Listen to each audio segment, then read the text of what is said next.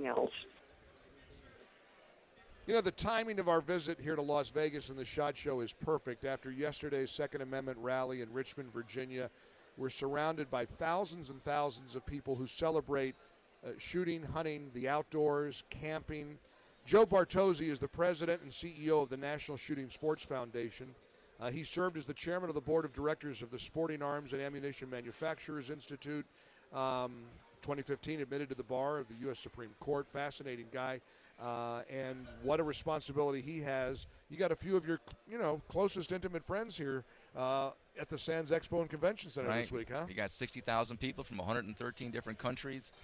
It's a great event, very exciting, and it just opened up a few minutes ago, so the buzz is really hot over here. This is our 7th visit, and I'm first of all so grateful to the NSSF for your support of the Mike Gallagher Show and your continual invitation.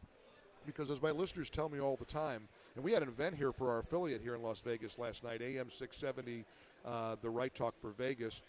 Sebastian Gorka and I were both at the event together. We're both heard on the station here. Listeners kept saying to us, "Oh, I wish we could get in. How do you get a ticket? Come on, Mike, can you get me in?" So it's not open to the public. No. But 60,000 exhibitors and people participating. It's the world's finest business-to-business outdoor trade show. And again, it is only a business-to-business, so it's not a consumer show, it's not a gun show per se. We've got educational programs running the entire week. We've got suppliers to the industry here. We've got 2,500 exhibitors here from all over the world to show off their new products. And frankly, it's the best and brightest the industry has to offer in one place at one time. It's really exciting because I walk through every year after I do the radio show, I start roaming these halls and I see the incredible exhibits, the incredible displays.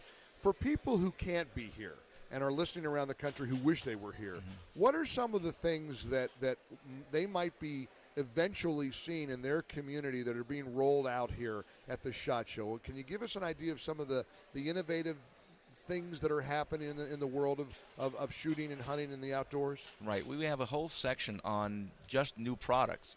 And there's thousands of new pieces of whether it be new types of ammunition, new calibers, with offering new ballistics performance, to brand new firearms, rifle, shotguns, handguns from the makers from all over the world. And we have a very large law enforcement presence here, so people that are in purchasing capacities for agencies all over the world come here and see what's new for their to use in their agencies. We get militaries from all over the globe as well coming to see what's new for in the area of small arms. I'm always impressed by the law enforcement section because on our radio show, the Mike Gallagher Show Charitable Foundation is called Gallagher's Heroes, the Fallen Officer Fund, and we support the families of police officers who've been killed in the line of duty, and we publish something called the First Responders Bible, which is a King James Bible and a spiritual fitness manual for our first responders. Over the weekend, we lost 2 officers in Honolulu, Hawaii, 2 officers who were killed responding to a disturbance call. Law enforcement is an integral part of the SHOT Show every year, isn't it? Absolutely. We have over 170,000 square feet of exhibit space dedicated to the law enforcement space, the law enforcement, arena, if you will. They come here from all over the globe. I had the opportunity here over the years to meet Medal of Honor recipients in those sections, to meet heroes that have been wounded in the line of duty, and it's just an honor to have them here. It's a great thing. Joe, yesterday, I don't want to have, you're not. I don't want to bring you into a political debate. We'll leave that to our callers and me. But yesterday, a big Second Amendment rally in Richmond, Virginia.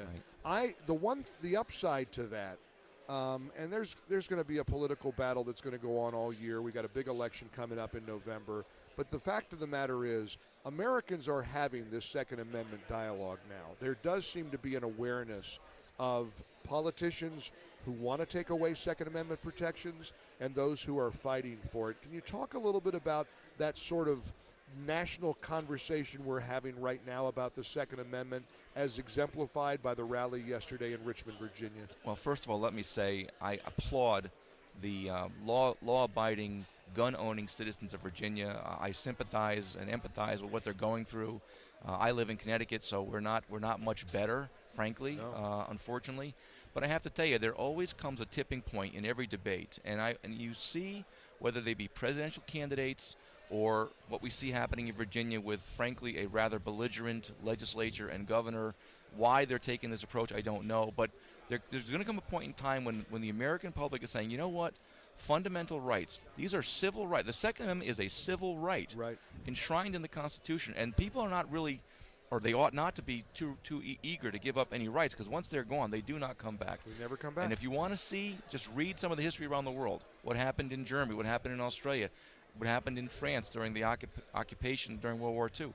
You know, once gun rights are compromised, you become subjects, not citizens anymore. And it's important to acknowledge that to many on the left, to a lot of Democrats, responsible gun owners is a unicorn. It's like they don't exist. There aren't, I mean, look at the way the media characterized the thousands of law-abiding citizens yesterday. White nationalists, crazies, extremists. They think normal Americans, Joe, are extremists. This is a very elitist, derogatory, and frankly offensive approach to your fellow citizens. I mean, look, there are between 80 and 100 million law-abiding gun owners in this country. That means look around. Any neighborhood in your state, your town, any neighborhood, 1 out of 4 people are going to be a gun owner based on, and you're not seeing mass destruction and problems here. Now, one arrest yesterday. There wasn't no police cars turned over, no fires, no riots. Funny how that works. Joe Bartozzi, President and CEO of the National Shooting Sports Foundation.